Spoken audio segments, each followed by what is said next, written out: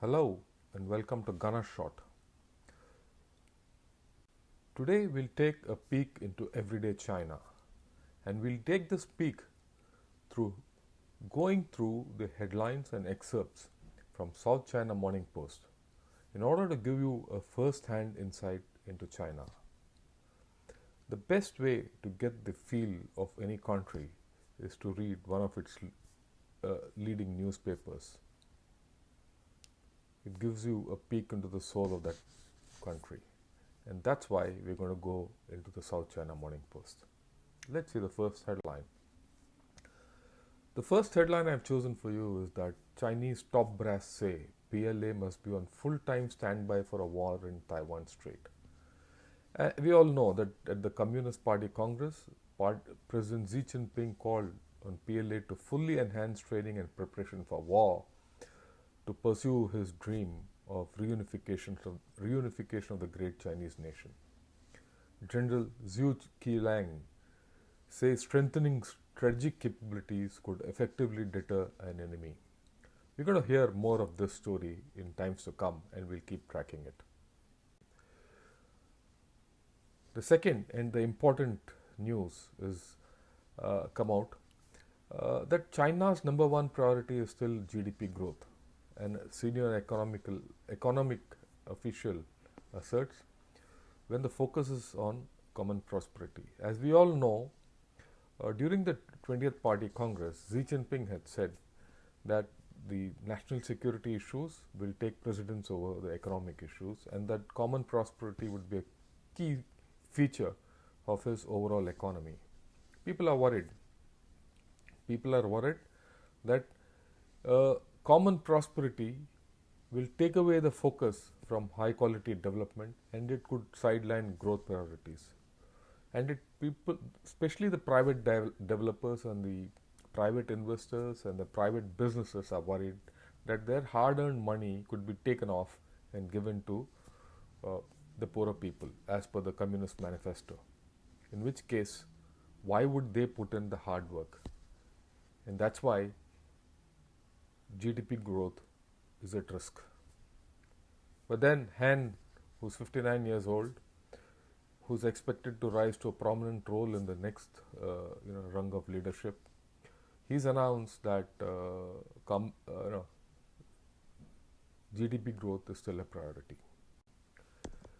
Now, the next aspect of the Chinese GDP is that its chip imports have seen the biggest drop in 2022, with accelerated decline in October amid US restrictions and weak demand. US restrictions we all knew, but weak demand is something new. Now, China's chip imports were down 13.2% from January to October, accelerating from the decline in the first 9 months. China's chip exports were also down as the country grapples with fresh US restrictions and the semiconductor industry faces a slump. The important thing here is that the imports are down and the exports are down. If the imports and exports are down, you're going to hit the GDP. The coronavirus, restrictions, etc., they're all going to have a compounded effect. Okay. Now, China also tells its local officials to take stock of their idle, underused state assets to alleviate economic pains. So first and foremost, this is an admission there are economic pains and there are idle plants, and now they're going to get garnered. Fresh guidelines are intended to improve the financial conditions of local level governments across China. Now, whether it has an intended effect remains to be seen, but analysts say that the directive nonetheless highlights how urgent it is to improve fiscal conditions. So that means the fiscal conditions in China are tight, especially at provincial level, state levels. They're cash strapped. And all this cash strapping has come as a result of the real estate, which is packing up, or the real estate industry, which is in a huge slump, right? So this is a pain point which we'll have to watch. And whether China can revive all these idle factories when consumption is down, exports are down, imports are down, is a question mark. But they're trying. Another indicator, China trade, turning point as export growth suffers first drop in over 2 years on weak demand. and zero COVID. China's exports have declined by 0.3% in October compared to the year earlier, down from 5.7% growth in September. Imports also declined 0.7% in October compared to the year earlier, down 0.3. Like I said earlier, imports, export both down. COVID is striking them. Right. China's power squeeze could drag into winter after summer drought may need special attention. So that now the factory output is going to be hit by power also. And this is at the back of a long drought which started in June. During the drought, they had a lot of power cuts, and this is continuing. Sichuan province anticipating 10 to 30% power shortfall over the winter months in the worst case scenario after being hit hard by summer droughts. Coal producers have been boosting output while also positioning or prioritizing supply of thermal coal since early October. They prepared for the increased winter load. Will this be possible?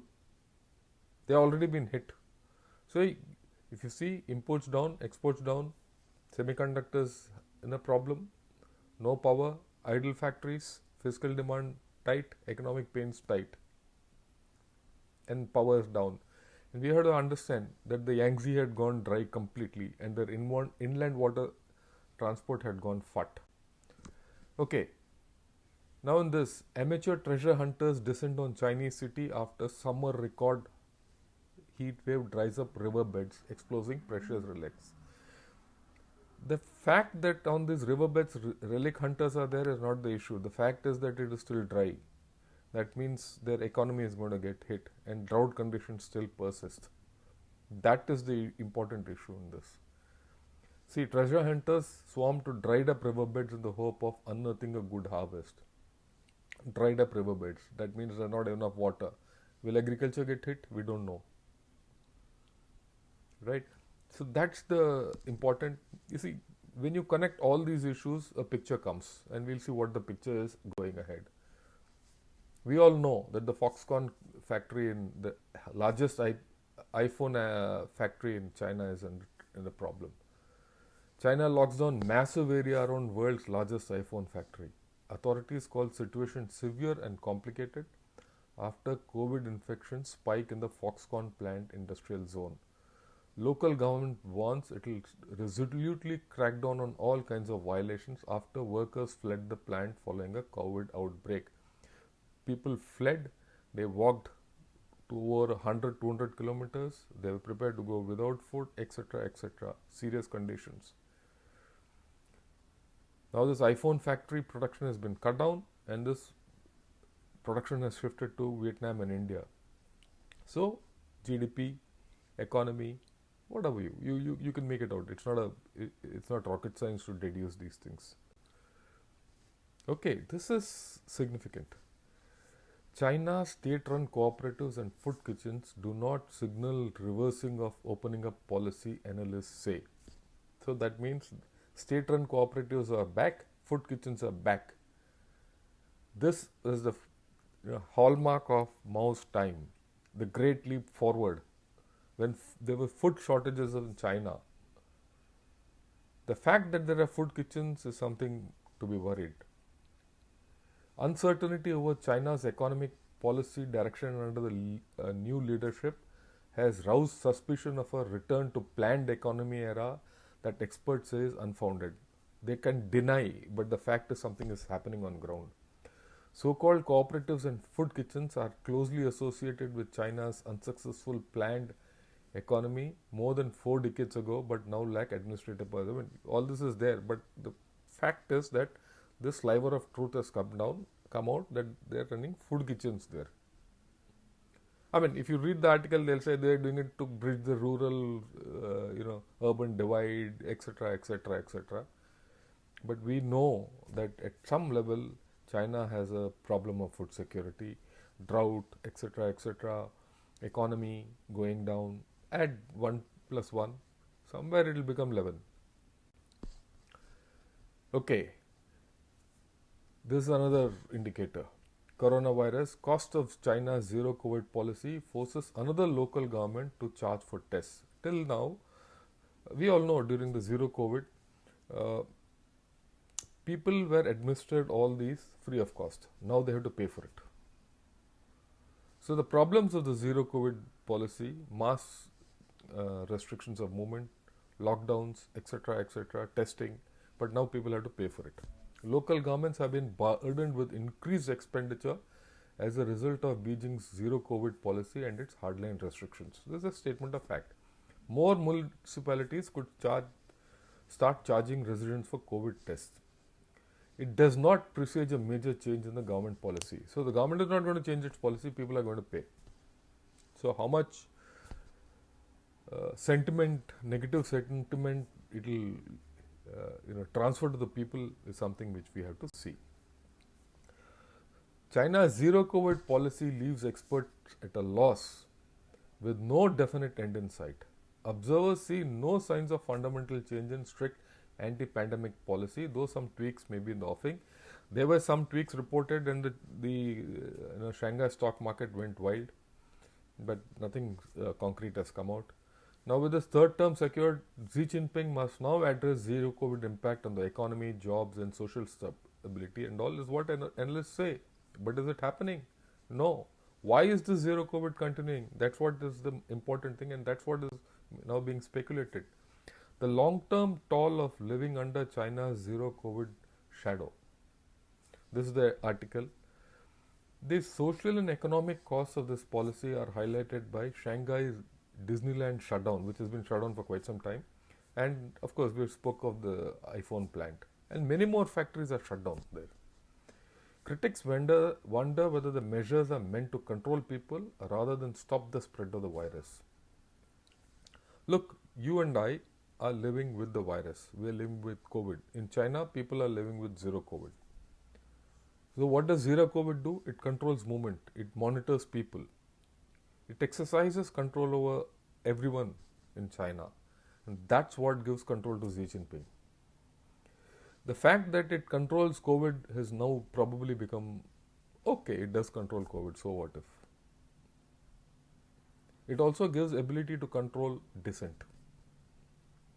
For example, when the banks in Henan were not giving money back to people and people wanted to go and protest there, they were not allowed to go because their codes had changed, right, and they couldn't go anywhere. If they went, they would get arrested. That's how they controlled those demonstrations. In a place like India or anywhere else, there would have been riots. But that's China for you, right? Okay, this is the last slide which I'd like to show for today's episode. In the COP27 meeting which is going on, China's top climate envoy calls on rich countries to support poor nations at most risk from environmental damage. Delegates in Egypt will discuss issues including compensating poorer nations for damage linked to global warming. Xi Jinping said he hopes this year's summit can address the needs for developing countries in areas such as emissions, including emission reduction and financing. This is rich. Look, he says everyone should pay for all this, but China will not pay. And now in this case, he's put China as a developing nation. When it suits China, it becomes a superpower. When it doesn't suit, it becomes a developing nation. When compensations have to be made, China wants the rich nations to compensate poor nations. It will not do it. But China has said at the 20th Party Congress, we will assist all poor and needy nations. China will lead the way in the China model. So this is the Xi-centric or rather Xi Jinping's Sino-centric model and issue how things will move. I just thought I'll leave it with you. Today we covered a few aspects of a peek into everyday China. In the next week, I'll cover what has happened from now till the next week. Right? I'll be covering 5 to 6 days period, and I'll get you first-hand information from China, so that you know what's happening in China. You draw your own conclusions. I'm not going to give you conclusions. I'll give you a few comments here and there, and I'll try and stitch the dots across for you in future episodes. I wish and I do hope that more of you will join and watch this show regularly. Soon I'll convert it also into a live program. Right? With this, I'll leave a thought. Everyone talks of China as a fire-breathing dragon. But is it a fire-breathing dragon or a sick lizard? I don't know. You take the call. I've just presented what you have. My articles, views, etc., everything is in detail on www.gunnershot.com. Please do visit my blog, and you'll find a lot of articles on all these. And hereafter, whenever I publish my next article, I'll put them on this show so that you can have a look at all of them. With this, thank you, Jai Hind. Till the next episode, have a great day.